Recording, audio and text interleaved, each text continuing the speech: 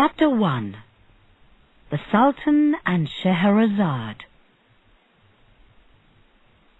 Sultan Shahryar had a beautiful wife.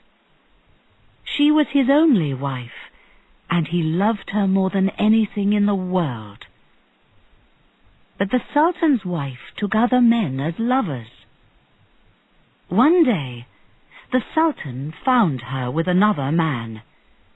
He was very angry and cut off the man's head. Then he cut off his wife's head too. From that time, the Sultan began to hate all women. "From today," he said to his vizier, "I'll marry a new wife every day. She'll stay with me for one night. Then the next morning I'll cut off her head, so no woman will hurt me again." The vizier had to find a new wife for the Sultan every day. But this was a very difficult job. Every family was afraid. No girl wanted to be the Sultan's wife for one night and then die. Fathers began to send their daughters away. The vizier too was afraid. "What will happen to me?" he thought. "I can't find any more girls. Perhaps the Sultan will kill me too." The vizier had two daughters. One of them, Scheherazade, was beautiful and very clever. One day she said, "Dear father, please do something for me. It will make me, the Sultan, and the people very happy." "I would like to make everybody happy," said the vizier. "What is it, my daughter? Ask, and I will do it for you." "Give me to the Sultan. I will be his wife," answered Scheherazade. The vizier's face turned white. "Never," he said. "The Sultan will kill you. I can't do that. Please don't ask me." "Please do it," answered Scheherazade. "Everything will be all right, you'll see. I want to be the Sultan's wife." The vizier put his head in his hands. He was very unhappy. He loved Scheherazade very much, and he didn't want to do this thing. But Scheherazade asked again and again, and in the end the vizier said sadly, "All right, my daughter. But I don't understand. Why do you want to throw your life away?" Scheherazade went to her sister, Dunyazad, and told her everything. Dunyazad began to cry, but Scheherazade said, "Don't cry, dear sister. I don't want to die. Everything will be all right, you'll see. But you have to help me. I want you to sleep in the room with the Sultan and me. Wake me up 1 hour before morning.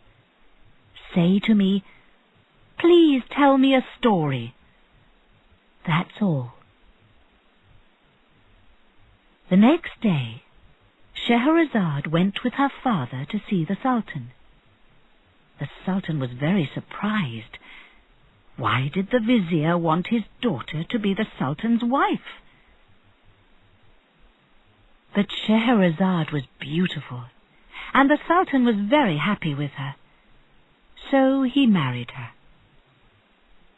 That night, Scheherazade said to the Sultan, "Sir, please can my sister stay with me tonight, my last night?" "All right," said the Sultan. Nobody slept that night. The Sultan always slept badly.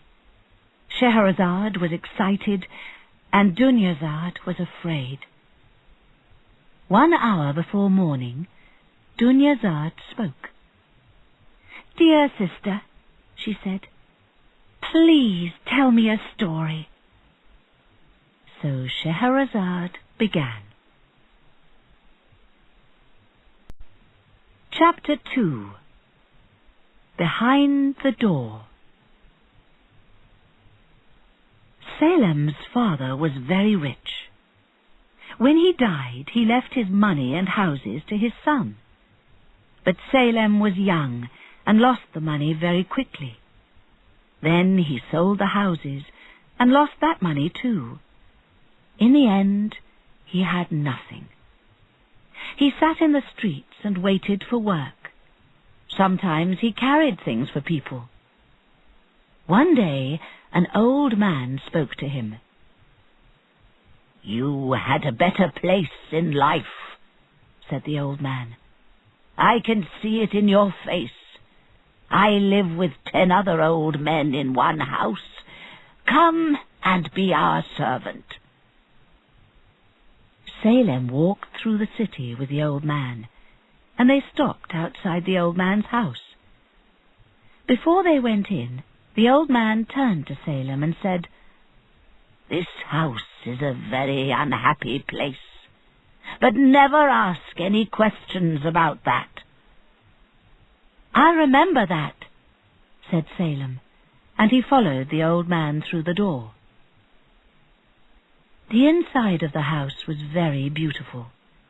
The rooms were large, with floors of different colors. In the middle of the house was a lovely garden with many flowers. Salem could hear the sound of water and bird song. Then he heard other sounds. They came from the other old men. The men wore black, and they cried in their rooms. The first old man took Salem into his room. He showed him a box with pieces of gold inside. "Use this gold when you buy things for us," he said. Salem also saw a door in the old man's room. He wanted to ask, "What's behind that door?" But you didn't ask questions in that house. Salem worked hard in the house for many years. One old man after another old man died, and he put them under the ground in the garden. In the end, there was only one old man, Salem's first friend. Then he was ill too. "I'm going to die, my son," he said to Salem. "Then please tell me something," said Salem. "Why are you so unhappy? And what's behind the door in your room?" "I can't tell you that," said the old man. "But don't try to open the door. You'll be unhappy every day of your life." The old man died. He left the house and his money to Salem. Now Salem was rich again, but he wasn't happy. He thought about the old men and the door. Why were the old men unhappy?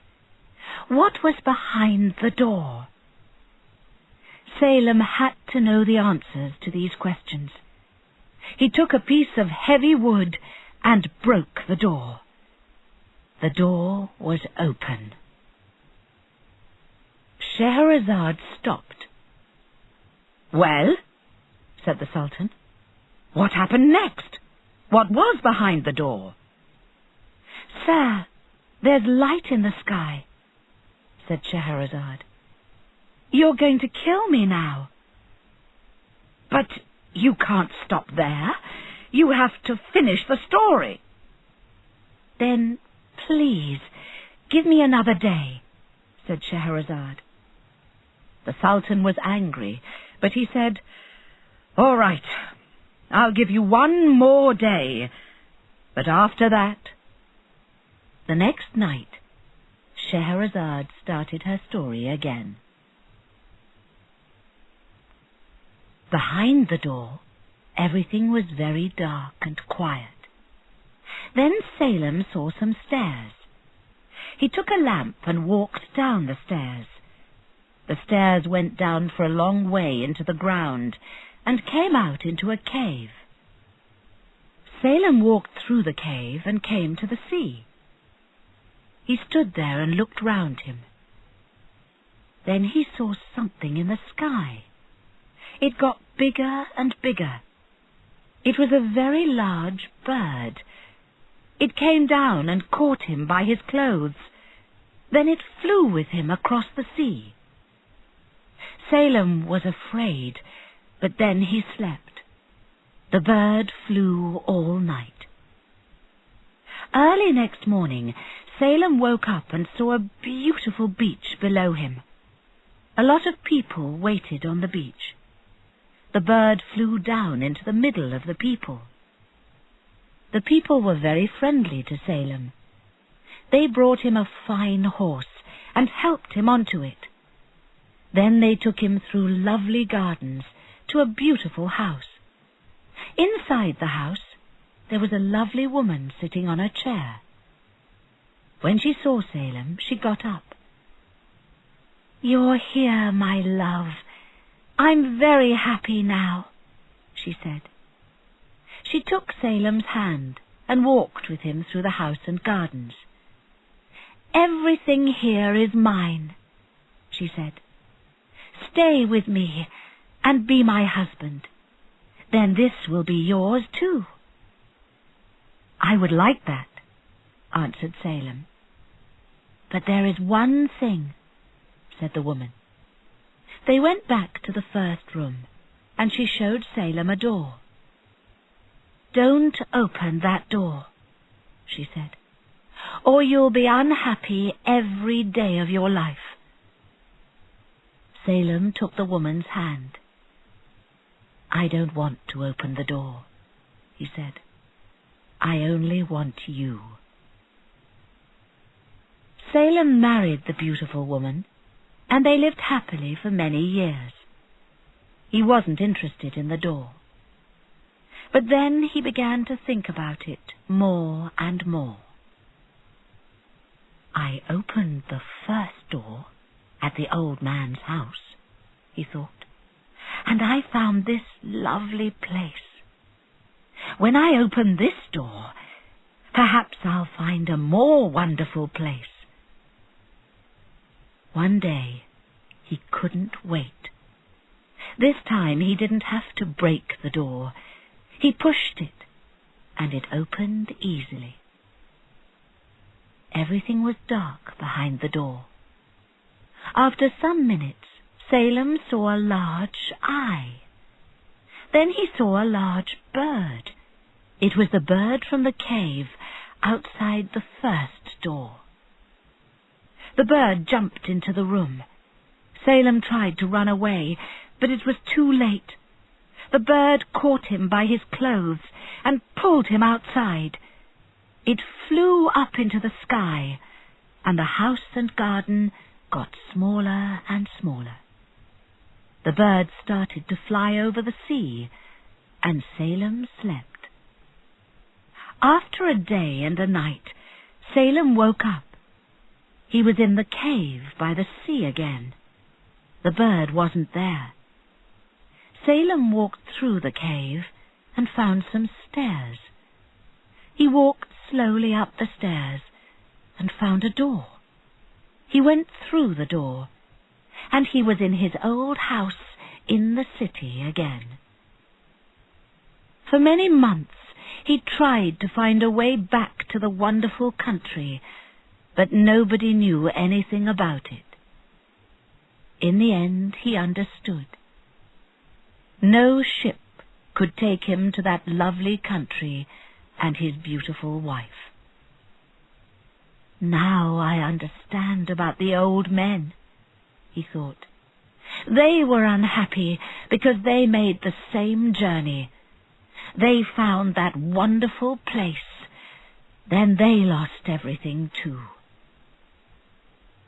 Salem lived in the house all his life. He dressed in black clothes, and he cried every day. He never laughed again. "That was a very sad story," said the Sultan. "But the world is a very sad place." He too never laughed these days. "But is the world really sad?" said Scheherazade. "Everybody has to laugh sometimes. I can tell you a funny story about a great man. Oh, but it's too late." "But I want to know," said the Sultan. "I think I can give you another day. You will tell me the story tonight." So that night, Scheherazade told the story. Chapter 3. Sultan Haroun Laughs. The great Sultan Haroun couldn't sleep. One night he suddenly said to his vizier, "The night is long. I want it to be shorter. What can I do?" The Sultan had a servant, Masrur. Masrur helped the Sultan night and day. Now he began to laugh. The Sultan was angry. "Why are you laughing?" he asked. "Are you laughing because I can't sleep?" "No, sir," answered Masrur. "I'm not laughing at you. I'm thinking about something funny. You see, yesterday I walked down to the river Tigris. There were a lot of people there. They stood round a big fat man. The fat man told funny stories and did funny things. Everybody laughed at him."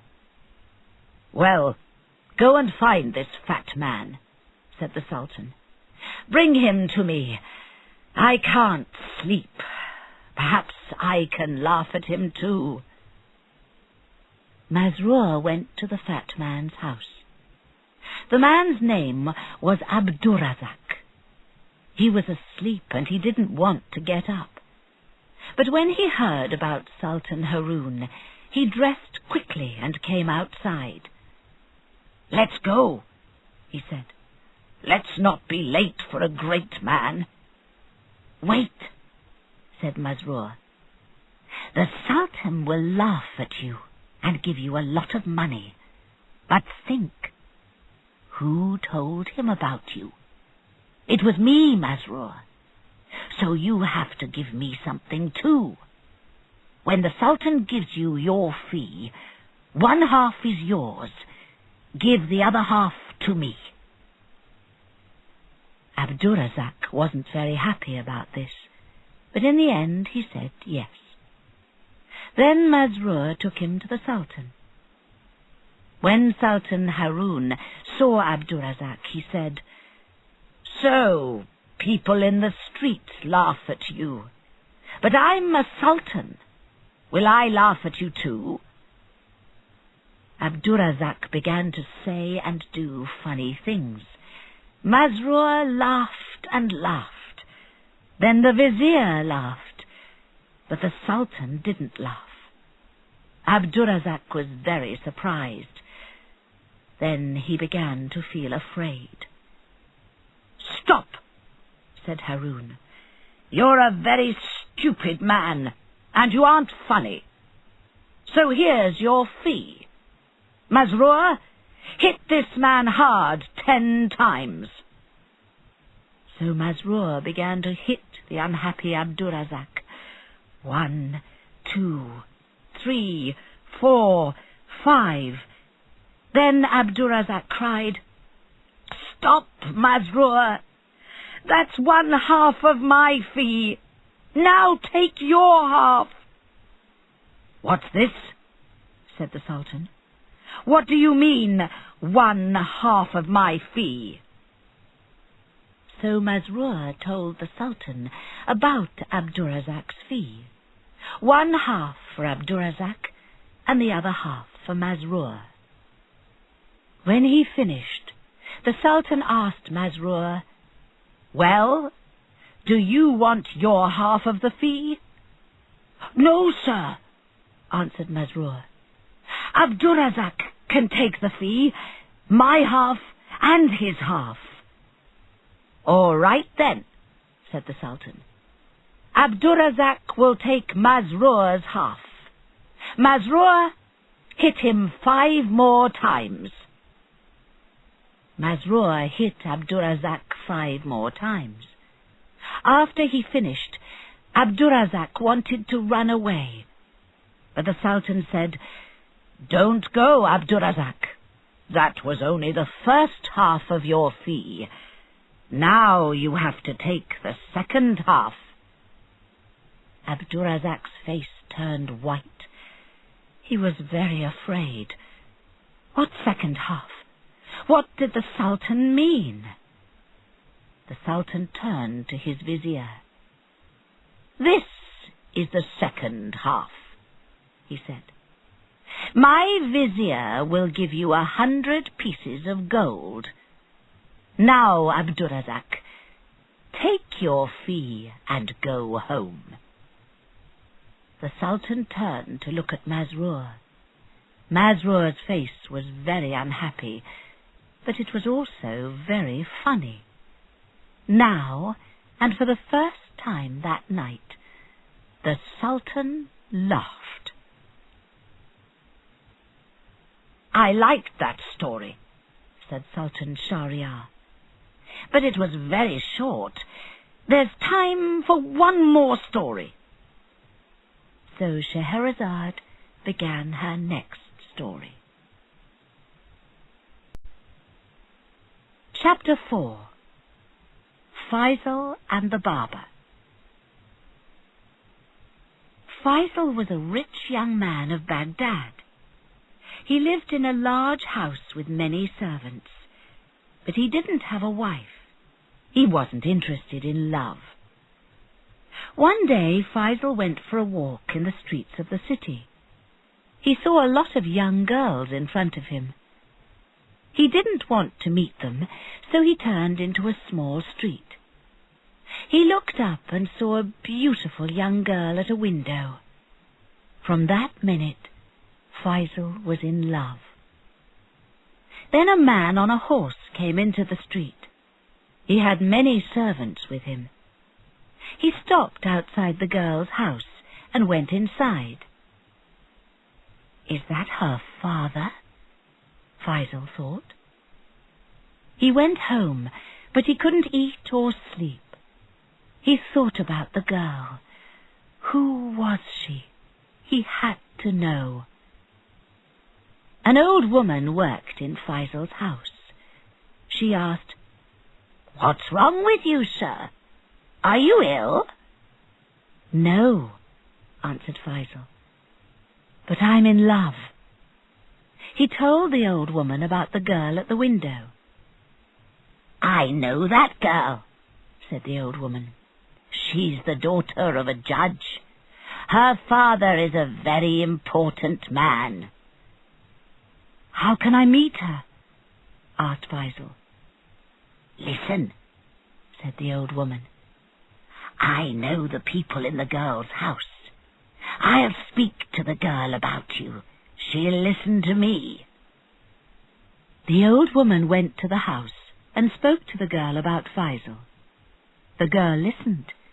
She was very interested. "I would like to meet this young man," she said. "On Fridays, my father always goes out in the morning.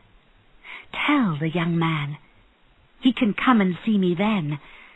I'll speak to him." When Friday came, Faisal was very excited.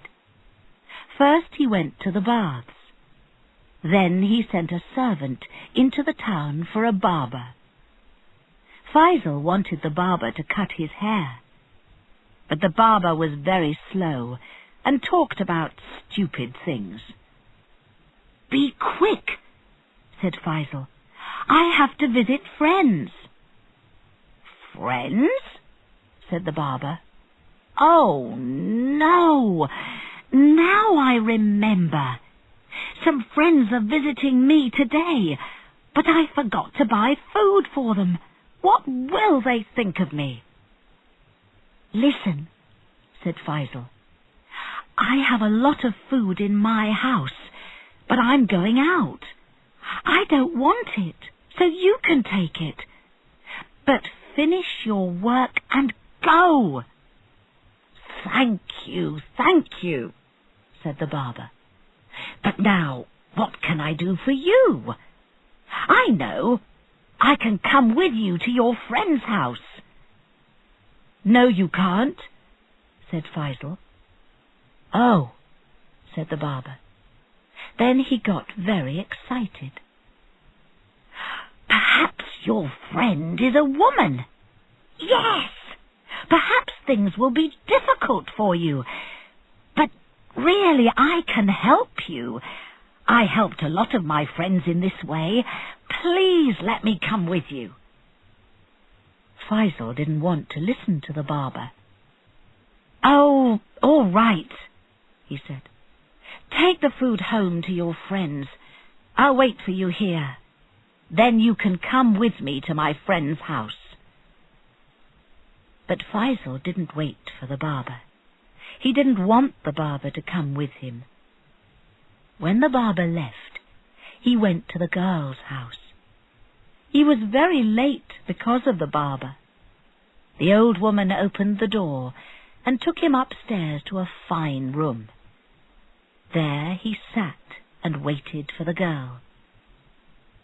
But the barber didn't go home. He paid a man, and the man took the food back to his house. Then he followed Faisal to the girl's house. When Faisal went into the house, the barber waited outside in the street. Suddenly he saw the judge, the girl's father. The judge came down the street and went into the house. Inside, the judge found a servant. The servant had the judge's money in his hand, so the judge began to hit the man hard. Outside in the street, the barber heard the man's cries. "It's my friend Faisal," he thought. "The judge is killing him." He ran to the door and began to shout. "Help! Help!"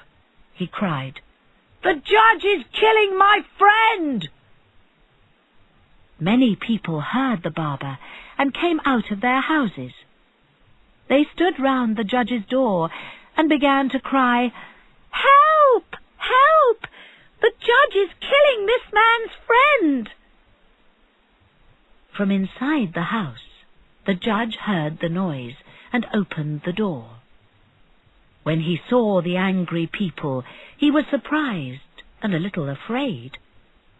Then the barber said to him, "Where's my friend?"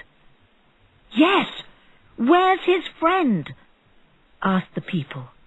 They were very excited. "I don't understand," said the judge.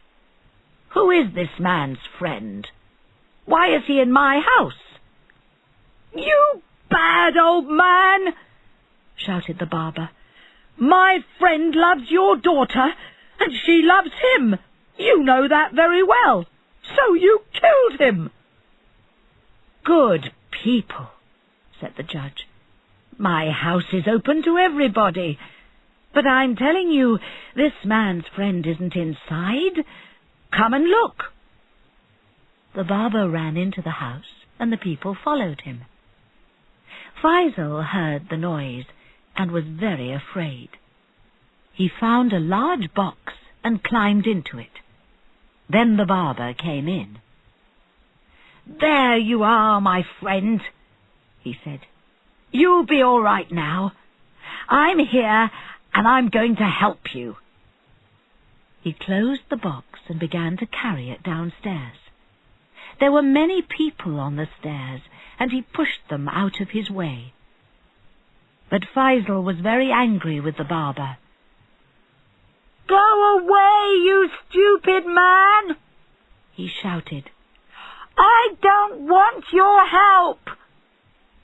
He began to kick the box hard from the inside. The barber fell down the stairs, and the box fell out of his arms onto the floor. Faisal climbed out. His arm hurt, and his face was black and blue. He pushed his way through the people and ran home quickly. He had to get away from the barber. But the barber followed him and shouted, "Wait for me, my friend! I only want to help you!" Shahryar laughed and laughed. In the next room, the vizier stopped his work and listened. He was very surprised. "Why is the Sultan laughing?" he thought. "And what is Scheherazade doing? Why isn't she dead?" The next night, Scheherazade began a new story. Chapter 5. The Boy Judge. Ali had a cake shop in the city of Baghdad. He wasn't rich, but he was a good man. He worked hard. Ali had a jar under the floor of his shop. Every week he put a small piece of gold into this jar. This money was for him when he was old and ill. When Ali was 50 years old, he took out the jar. There were more than 1,000 gold pieces inside. "I have a lot of money now," he thought. "I would like to see the world before I die." So Ali sold his shop. But there was one problem: the jar of gold. He couldn't take it with him on the journey. Then he had an idea. He bought some olives and put them in the jar on top of the gold. Then Ali closed the jar and took it to his friend Hussein. Hussein also had a shop. "Please, can I leave this jar of olives with you?" he asked. "Of course, my friend," said Hussein. "Leave the jar of olives with me. Put it here in my shop." Ali was away for a long time. He went to Egypt and then Syria. One day when Ali was in Syria, Hussein's wife wanted some olives, but the shop in their street was shut. "There are some olives in my shop," said Hussein. "Do you remember? Ali left a jar of olives with me, but he never came back. Perhaps he's dead, so we can eat his olives." Hussein went to his shop and opened the jar of olives. But the olives at the top were very old and dry. He put his hand down into the jar and pulled out not an olive, but a piece of gold. Then he pulled out more pieces of gold. Hussein was very surprised. He thought for a long time. In the end, he took the olives out of the jar and threw them away. Then he took the gold out of the jar and put it under the floor of his shop. To his wife he said only, "We can't use those olives.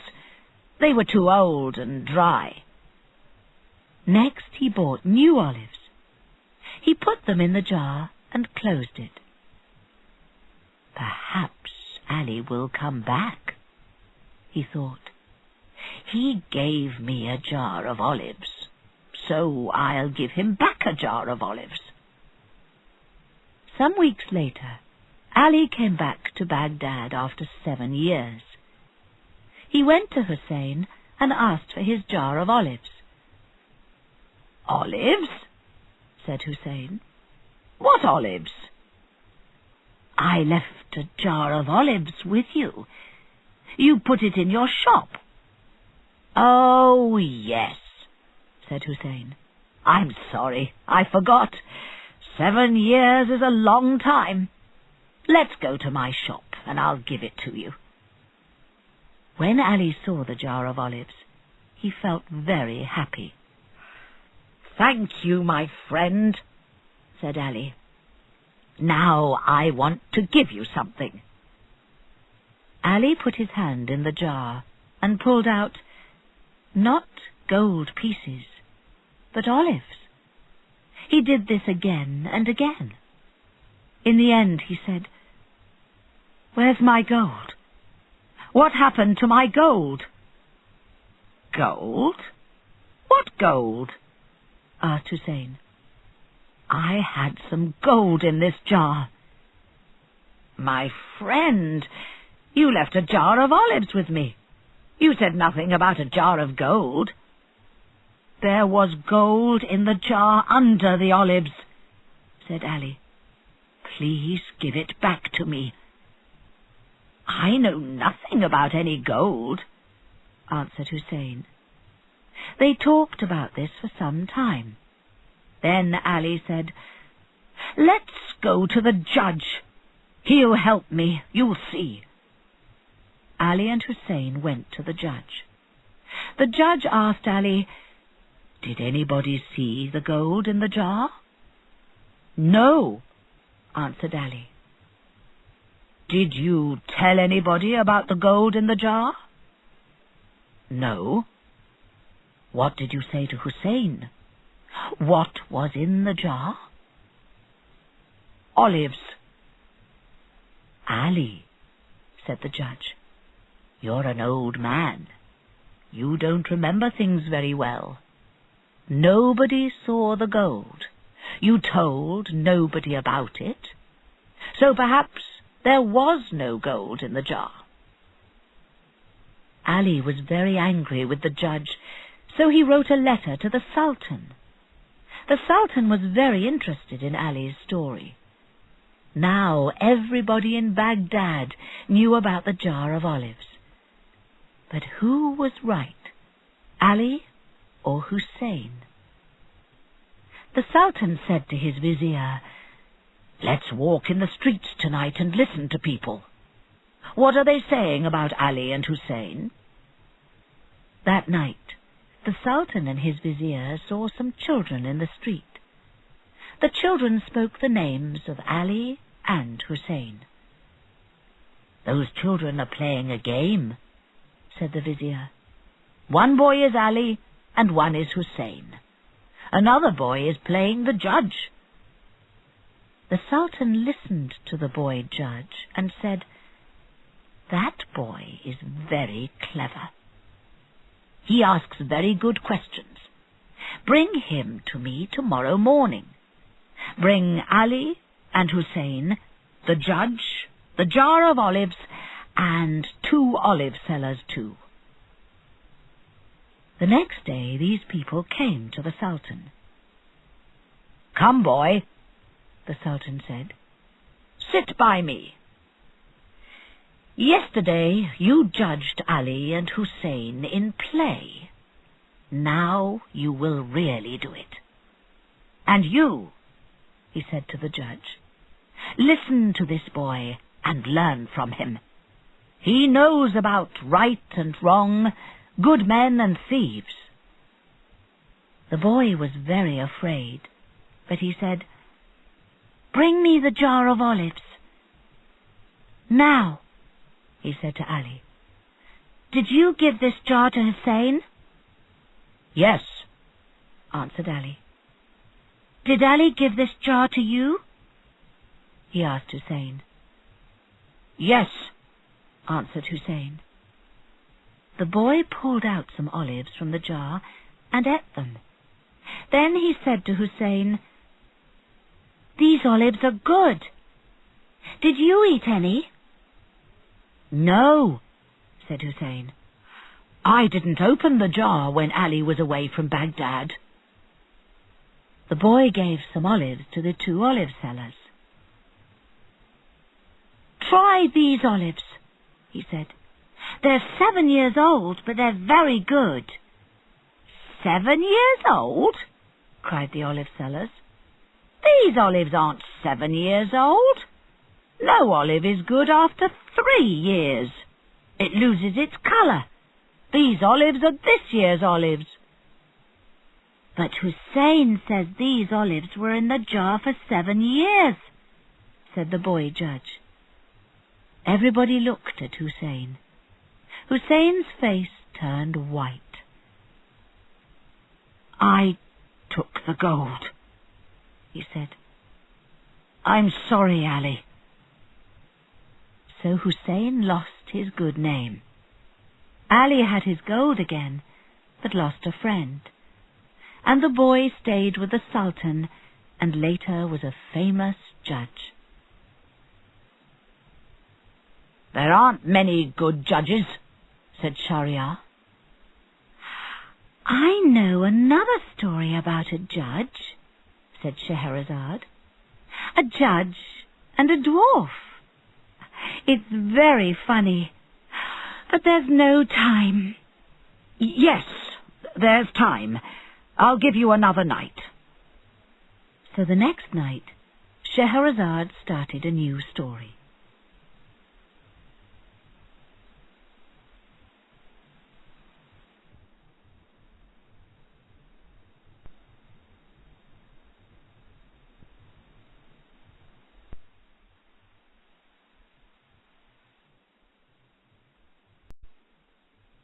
Chapter 6. The Dwarf of Basra. A man lived in the city of Basra and sold fish. One night the fish seller met a dwarf in the street. The fish seller liked funny stories, and the dwarf knew a lot of good stories. So the fish seller invited him to his house for dinner. "My wife is cooking a big fish tonight," he said. "Come and eat it with us." The dwarf was hungry, and the fish was good. The fish seller's wife gave him more and more food. "You're only a little man," she said. "You have to eat a lot of food, then you'll be big." Her husband laughed and hit the dwarf on the back. He did this in a friendly way, but the dwarf had a lot of food in his mouth. A large piece of fish went down the wrong way inside him. The dwarf felt very ill. He couldn't speak, and his face turned first red, then blue. He fell onto the floor and didn't move. The fish seller was afraid. "The dwarf is dead," he thought. "I don't want a dead man in my house.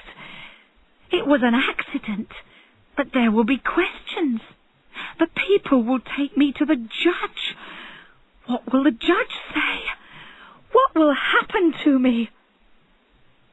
"Let's get the dwarf out of our house," said his wife. The fish seller thought. Then he carried the dwarf outside. A doctor lived across the road on the first floor. The fish seller climbed the doctor's stairs and sat the dwarf down outside his door. Then he made a loud noise and ran away. The doctor opened his door quickly. But when he did this, the door hit the dwarf hard. The dwarf fell down to the bottom of the stairs. The doctor ran downstairs after him, but the dwarf didn't move. "This little man is dead," he said. "It was an accident, but what will everybody say? He's a doctor, but he kills people. Nobody will come to me again. What am I going to do?" Then he had an idea. He looked up and down the street. It was late, and nobody was outside. An old bird seller lived in the next house. "I know," thought the doctor. "I'll throw the dwarf over the wall into the old bird seller's garden. Then the dwarf will be his problem, not mine." The dwarf went over the wall easily and came down near the birds. The birds started to make a loud noise. From inside the house, the old bird seller heard the noise. "Somebody is hurting my birds," he thought. He ran outside and saw the dwarf on the ground near the birds. He started to hit him hard on the head. "Thief! What are you doing with my birds?" he shouted. Tell me!" But the dwarf didn't speak. He didn't move. Then the old bird seller was afraid and looked at the dwarf again. "This little man is dead," he thought. "I hit him, but I didn't want to kill him. What will the judge say?" Then he had an idea. He looked out of his garden. Nobody was outside. He carried the dwarf down the street to a big house. A very rich man lived in that house. He put the dwarf in front of the rich man's door. Then he ran home. The rich man was out for the evening with friends. When he came home, he found the dwarf in front of his door. "Wake up!" he shouted angrily. "You can't sleep here!" He began to kick the dwarf hard. The dwarf didn't wake up, but other people in the street heard him. One man came out of his house and said, "Stop! Stop! You'll kill that little man!" The rich man stopped and looked down at the dwarf. But the dwarf didn't move. "You see," said the other man, "now he's dead." People looked out of their windows and shouted, "He killed the dwarf! Let's take him to the judge!" They took the rich man and the dwarf to the judge. It was the middle of the night, and the judge was asleep. But he woke up and came outside. He looked at the dwarf and listened to the people. The judge said to the rich man, "You killed him, so now you have to die." The bird seller heard the judge's words. "Please, sir," he said, "this man didn't kill the dwarf. I did it. I hit him on the head. I didn't want to kill him, but he died. I left him by this man's door." "All right," said the judge, "so you have to die." When he heard this, the doctor thought, "I don't like this old bird seller, but he can't die. I did it, not him." "Wait," said the doctor. "The old man didn't kill the dwarf. I killed him. I opened my door too quickly and pushed the dwarf down the stairs. Then I threw him into the old bird seller's garden." "When will we get to the end of this?" asked the judge. "So you have to die." "No, no," said the fish seller. "I killed the dwarf. It was an accident, but I was afraid. I put him in front of the doctor's door. Some food went down the wrong way inside him, and I hit him. I'll show you." The fish seller hit the dwarf on the back. But when he did this, a large piece of fish jumped out of the dwarf's mouth. The dwarf opened his eyes. He wasn't dead. "What happened?" he said. "Where am I?" Then the judge spoke for the last time. "The dwarf isn't dead," he said, "so nobody has to die. But you kicked and hit this little man. Each man will pay him 50 gold pieces. Now go home and be kinder in future." Shahrazad's next story was long, and she told it for 2 nights. The Sultan couldn't kill her. He had to hear the end of the story first. Chapter 7. Ali Baba and the 40 Thieves. Qasim and Ali Baba were brothers. Qasim was rich with a shop, a fine house, and a lovely garden. Ali Baba had very little money. He was a woodcutter with only 2 donkeys and a very small house. so the two brothers didn't often meet. One day, Ali Baba wanted to cut wood. He took his two donkeys and walked a long way. He came to a mountain. There were a lot of good trees at the bottom of the mountain. But suddenly he heard the sound of horses. To Ali Baba, the sound meant only one thing: thieves. Quickly he pushed his donkeys away and climbed a tree. Ali Baba was right. They were thieves, 40 thieves. They stopped near Ali Baba's tree and got down from their horses. Ali Baba was very afraid, but the thieves didn't see him. The first thief went to the mountain. He stood in front of it and said very quietly, "Open, sesame." Then the wall of the mountain opened, and there was a large cave. The thieves carried bags into the cave, and the mountain closed behind them. Then they came out again and got on their horses. They went away through the trees. Ali Baba was very surprised. When everything was quiet, he came down from his tree. He went to the mountain. He stood in front of it and said, "Open, sesame." The wall of the mountain opened, and Ali Baba went into the cave. It was very dark inside. He couldn't see anything for a short time. Then he saw a lot of gold and other beautiful things. Ali Baba found his donkeys. He put the gold in 2 bags and put firewood on the top. Then he went home. It was very late when Ali Baba arrived home. He carried the bags into his house and showed the gold to his wife. She was very surprised and happy. The next day, Ali Baba's wife met Kasim's wife in the town. Kasim's wife liked to know everything. "Why are you happy today?" she asked.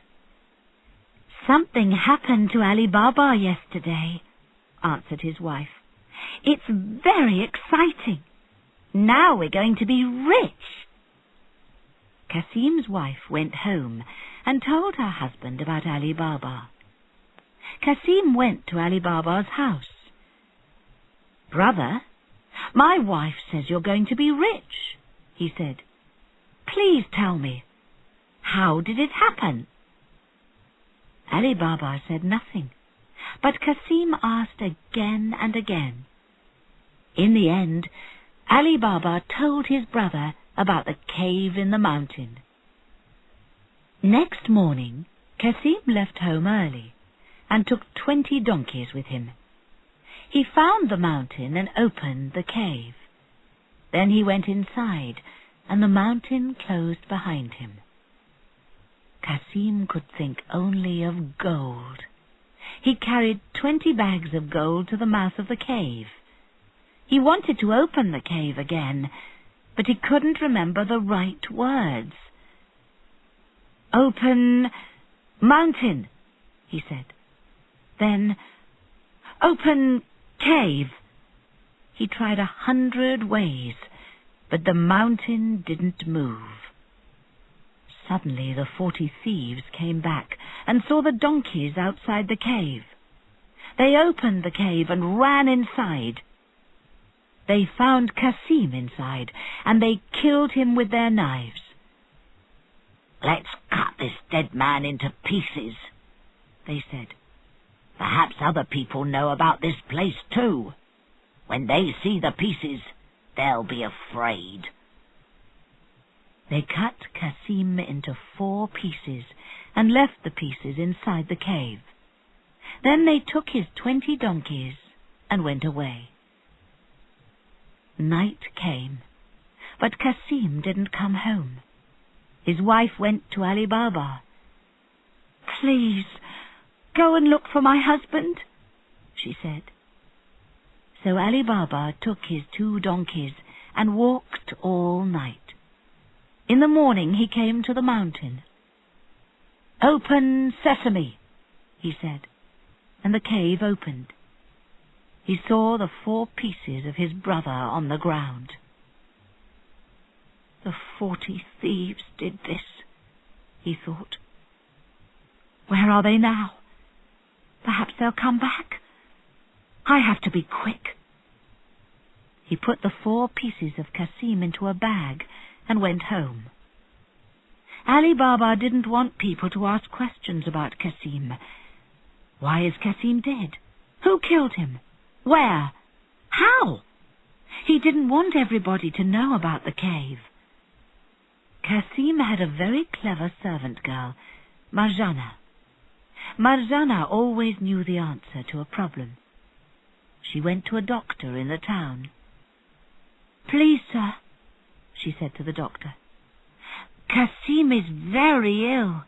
Please give me something for him." In this way the story quickly went round the town. Kasim was very ill. The next day Marjana went to the doctor again. Later that day Kasim's wife and Marjana began to cry loudly. People in the houses near Kasim's house heard them. "Listen," people said. "Kasim's wife and servant are crying. Kasim was very ill, and now he's dead." "Now everybody knows Kasim is dead," said Ali Baba. "But he's in 4 pieces. We can't put him into the ground. People will see him and ask questions. Why is Kasim in 4 pieces? Who cut him into pieces? Where?" Again Marjana had an idea. In the town there was an old shoemaker. His eyes were very bad, and he couldn't see anything, but he was very good at his work. Marjana went to his house and gave the old man some gold. "Come with me, and I'll give you more gold," she said. "I have 4 pieces of something. I want you to make the 4 pieces into 1 piece." She gave him the 4 pieces of Kasim. The old man worked hard all night. In the morning, Kasim was in 1 piece again, and they put him into the ground. Ali Baba and his wife and children moved into Kasim's house with Kasim's wife and Marjana. They lived happily for a time. But the story didn't end there. Other people weren't very happy. The 40 Thieves. Chapter 8. The End of the 40 Thieves. When the thieves came back to the cave, they were very surprised. Where were the 4 pieces of the dead man? "Another person knows about our cave," they thought. "Perhaps the dead man had friends. But who was the dead man? We killed him before we could ask him." "I have an idea," said one thief. "I'll go into the town and ask some questions. Perhaps somebody will remember a dead man in 4 pieces." The thief went into the town. He asked a lot of questions, but he didn't learn anything. Then he came to the shop of the old shoemaker. He watched the old man at work. "Your work is very good, old man," said the thief. "Yes," said the shoemaker. "I can make everything. Last week I made 4 pieces of a dead man into 1 piece." "Really?" said the thief. "That's very interesting. Who was this dead man? Where did he live?" "I don't know," answered the shoemaker. "A girl came here and took me to a house. I did my work there." "Take this gold," said the thief. "Can you remember the way to the house?" The old shoemaker took the thief through the streets and stopped outside Kasim's door. "This was the house," he said. The thief took the old man home. Then he went back to the other 39 thieves and told them his story.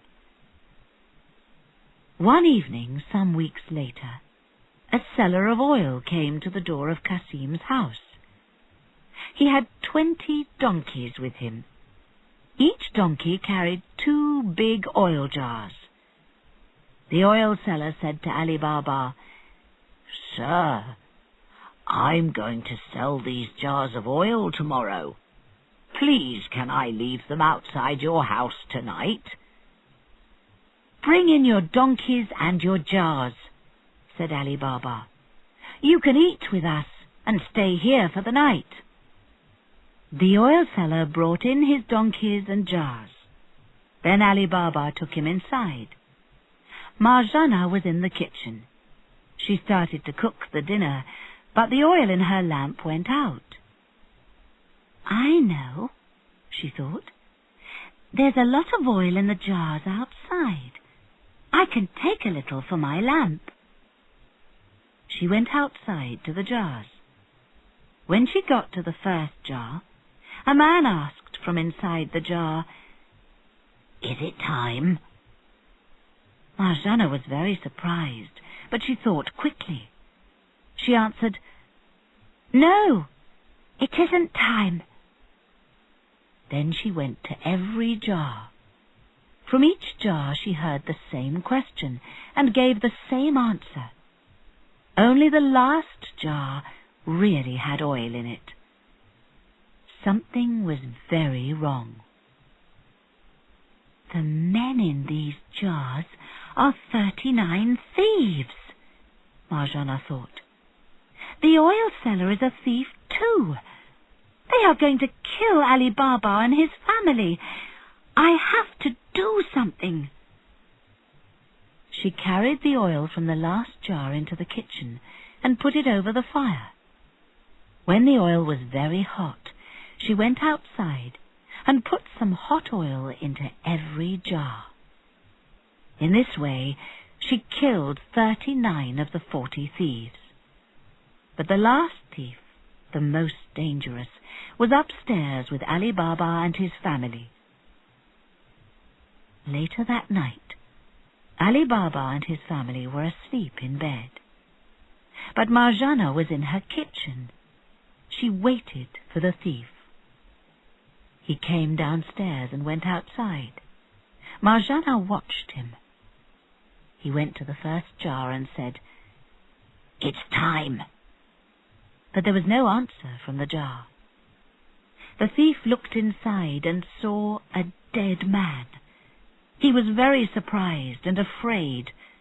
He ran from jar to jar and found the same thing in every jar. Then he came to the last jar. There was nothing in it. Marjana began to make a loud noise from the kitchen. The thief was afraid and climbed into the jar. Then Marjana carried more hot oil to the jar and put it on top of the thief inside. Now he was dead too. In the morning, Marjana told Ali Baba everything. "Thank you very much, Marjana," said Ali Baba. "You are a very clever girl. Will you marry my son?" So Marjana lived happily with the family for many years. At the end of the story, Shahryar said to Scheherazade, "Marjana was really very clever. Some girls make clever plans, and then men will do everything for them. Not you, I hope." "Oh, no, sir," answered Scheherazade. "I only want to make you happy." "Then tell me a new story tonight." said Shahryar. Chapter 9. The Thief and the Donkey. 2 thieves stood in a busy street in the city. One of them looked at the people and said, "Look at those people. They're very stupid. I can take something from everybody." "You think you can do that," said the other thief. "You talk about it, but can you really do it? I don't think people are really stupid. Look at that man with the donkey over there. Can you take his donkey from him?" "Yes," said the first thief. "With a little help from you, I can take his donkey from him, and he will say thank you to me for it. Come with me, and I'll show you." The 2 thieves followed the man down the street. The man pulled the donkey behind him. The first thief went behind the donkey and changed places with it. At the same time, the second thief took the donkey away. So the man pulled a person, not his donkey, but he didn't know this. The thief walked behind the man for a little way, but suddenly he stopped. The man pulled and pulled. The thief didn't move. So the man turned round. He was very surprised when he saw the thief. "Who are you?" he cried. "And where's my donkey?" "Oh, sir, don't ask me," answered the thief. "I was your donkey, but now I'm a man again. Listen to my sad story. I lived with my mother, a good old woman, but I wasn't a good son. She wanted me to live a better life, but I didn't listen to her. One night I came home very late. My mother was angry with me. Then I got angry too and started to hit her. She shouted, 'Will you never change, my son? You are as stupid as a donkey. Perhaps one day you'll really change into a donkey.' Suddenly, I began to feel different. My ears got longer, and my arms changed into legs. When I tried to speak, I could only make donkey noises." "So you really changed into a donkey?" said the man. "Yes. I ran outside into the street. The next morning a man caught me. He took me into the town and sold me. He sold me to you, sir. Then a very bad time began for me. Sometimes you hit me and didn't give me much food. Sometimes you put very heavy things on my back. Then today I walked down this street, and I saw my old mother. When she saw me, she cried. She said, 'You're a nice little donkey. I had a son, but he changed into a donkey. Perhaps one day he'll change into a man again.' And suddenly I was a man again." When he heard this, the man said, "Oh, my dear brother, I'm very sorry. I know I was often unkind to you, but I didn't know you were really a man. I thought you were only a donkey. Here, take this money, buy food and drink, and go home again to your old mother." The thief took the money and went away. He was very happy with his morning's work. When the man arrived home, his wife asked, "Where's your donkey?" "We have no donkey," answered the man, and he told his wife the thief's story. "You were right when you gave money to that man," said the wife. "But you can't do your work without a donkey.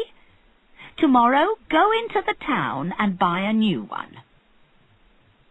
The next day the man went into the town. He saw a donkey in the street. He went to it and looked at it carefully.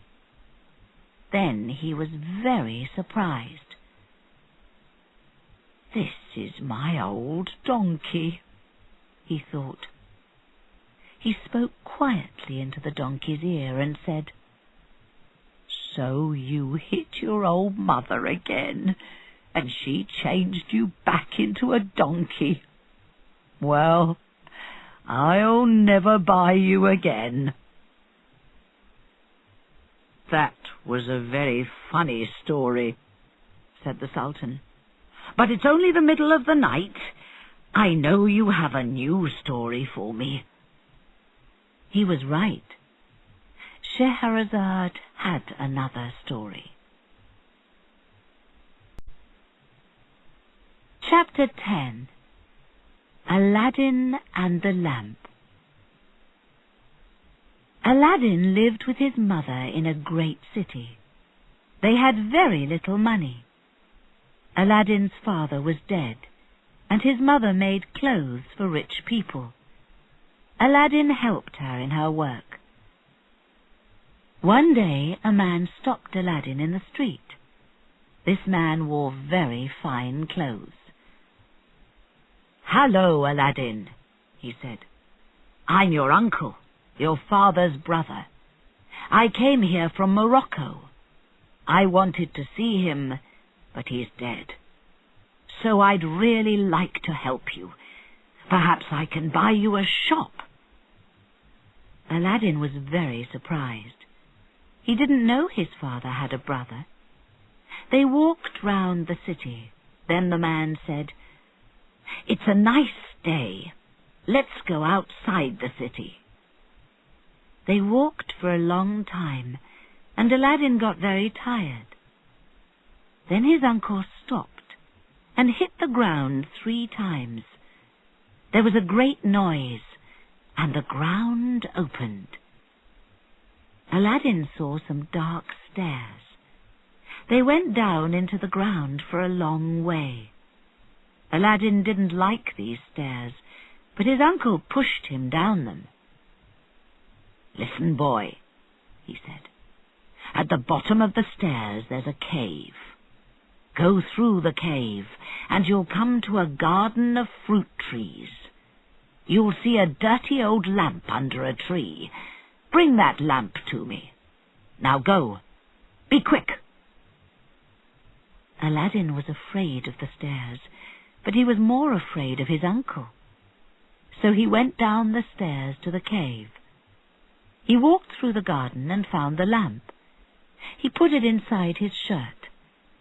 Then he started to take some fruit from the trees. The fruit was pieces of gold. He put the gold inside his shirt, too.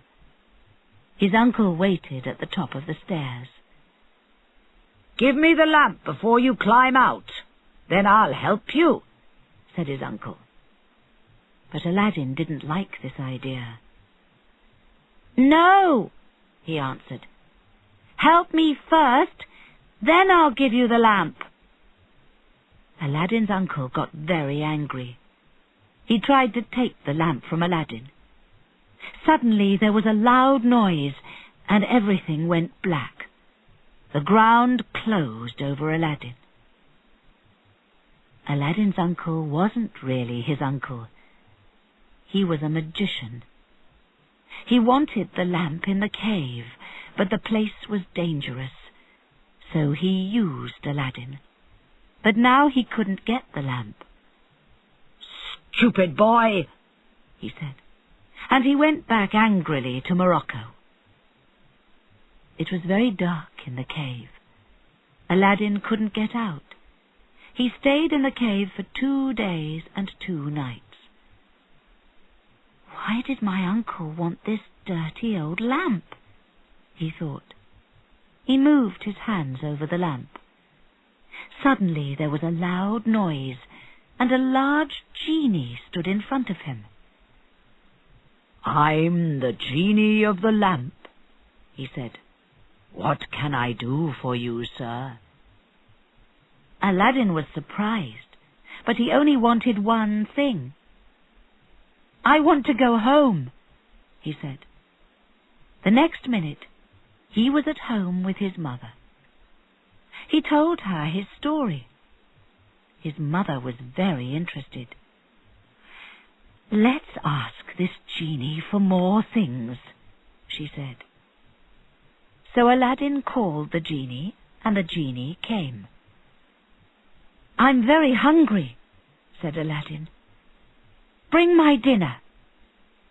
The genie brought wonderful food on gold plates. Then Aladdin and his mother asked for new clothes and other things. The genie brought everything. For a time, Aladdin was happy. Then, one day, he saw the Sultan's beautiful daughter in a garden. From that minute, he was in love with her and wanted to marry her. Aladdin dressed in fine clothes and went to see the Sultan. He took 40 servants with him. Each servant carried a gold box with many beautiful things inside. The Sultan couldn't say no to Aladdin. "This man is very rich," he thought. "He'll be a good husband for my daughter." So Aladdin married the Sultan's daughter. The genie brought them a lovely house, and they lived there happily. But one person wasn't happy. The magician in Morocco. He couldn't stop thinking about the lamp. Was it under the ground with that stupid boy? Or did the boy get out of the cave? Were the boy and the lamp somewhere in the city? He had to know the answers to these questions. So he came back to Aladdin's city. The magician put on old clothes and bought some new lamps.